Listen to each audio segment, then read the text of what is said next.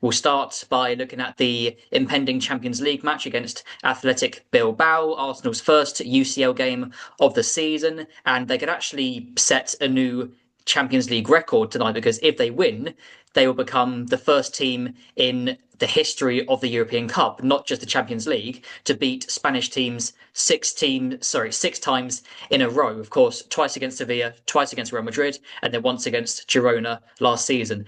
Are you confident that they can get that win and break that record? I mean, I'm confident. Yeah, I mean, I'm confident Arsenal win any game they play at the moment. I have to say, they're strong, ridiculously strong in defence. Doesn't matter who plays, and we're seeing, and we certainly saw at the weekend, the new attacking options that have come in can sort of provide a real spark in the absence of some key players. So yeah, I'm absolutely confident. It's going to be a difficult game, no doubt about that. But Arsenal will go there full of belief that they can get this win and get themselves off to a good start in the Champions League, and they need to. The league phase. I think we all got our first sort of taste of it sort of last season in terms of what you want to do and how you want to approach it, and getting off to a good start, I think is absolutely key. And this is a big game for Arsenal, no doubt about it. They're going to have to survive a pretty intense atmosphere, I would imagine, but they're well used to that now. So no, I'm very confident Arsenal can go there and get results tonight. Yeah, like you say, it'll be the first time that Arsenal have experienced that San Mamés atmosphere because it's the first time they're facing Athletic in a competitive game. But of course, they played in the Emirates Cup earlier this summer, 3-0 win at the Emirates, of course.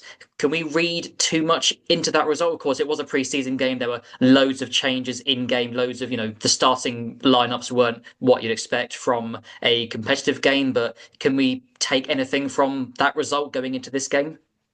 It's tough to really take too much from it. I mean, muscle memory is good. You can beat them. Very recently you have beaten them, but it's going to be a completely different game, a completely different atmosphere. Obviously, not at the Emirates this time. It's going to be away from home. So yeah, I don't think it's always nice to know that you can beat an opponent, isn't it? But competitive football is very, very different. So I'm not reading too much into that. I have to say, like I said, so many changes during the game, in game, that I can't imagine that's going to be at the forefront of too many of the players' minds going into this one.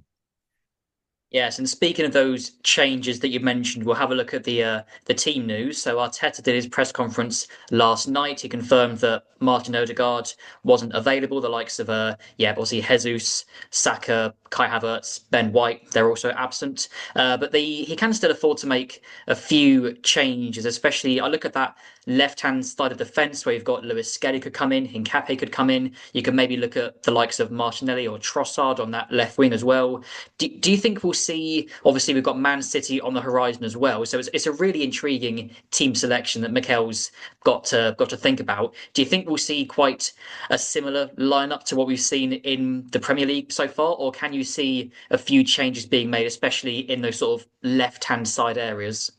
Yeah, I think there'll be a couple. I did my predicted 11 for this one, and those were the changes that I made. Was the left-hand side. I thought Lewis Skelly might well come in at left back. Calafiori's played so much and played really, really well. And I think Calafiori will definitely be starting against Manchester City at the weekend. So I just think Mikel will be looking at that and thinking, do we play him 3 times in a week? Calafiori, we know his injury record is not the best. Miles needs to start.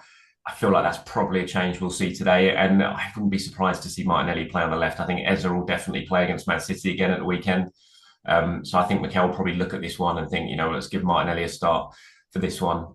So I think that left-hand side could well be different. It's a blow that Ben White's not fit, and it's a worry as well. I have to say that, he was back, he was on the bench at the weekend, he didn't play, and now suddenly he's got another injury. All that's been sort of described to us is it's a minor issue, but even if it is just a minor issue, it's another issue that's keeping Ben White from playing, and more importantly, keeping Mikel Arteta from being able to really rotate Jurriën Timber on that right-hand side, and that is a concern because he played so many minutes last season, and he's going to have to, at the moment, he's playing a lot of minutes again. So I think that is a blow. You could potentially play Mosquera at right back tonight if you really wanted to give Timber a rest and play Saliba and Gabriel. It's not ideal, I think, for the first game, so I think Timber will probably play.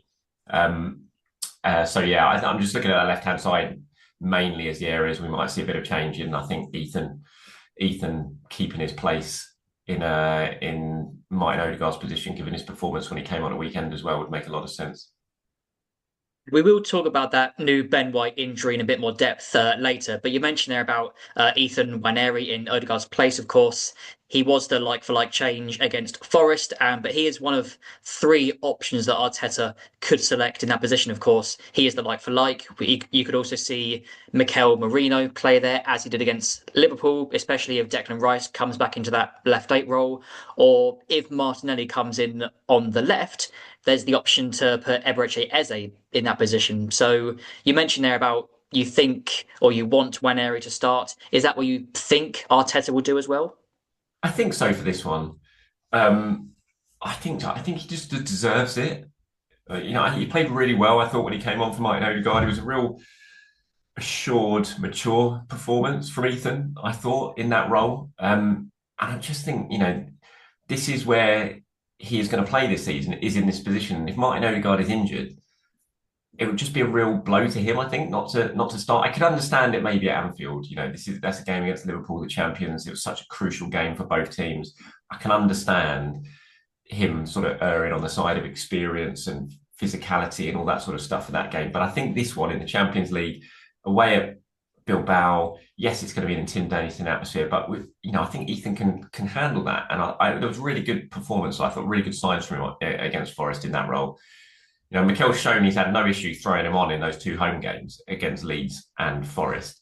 But to do it in the away game, I think it would give him a real boost of like, yeah, he trusts me in this situation, in this scenario, in a big game, in a really intense atmosphere. So I hope he plays there, and I think he should. I think he deserves it.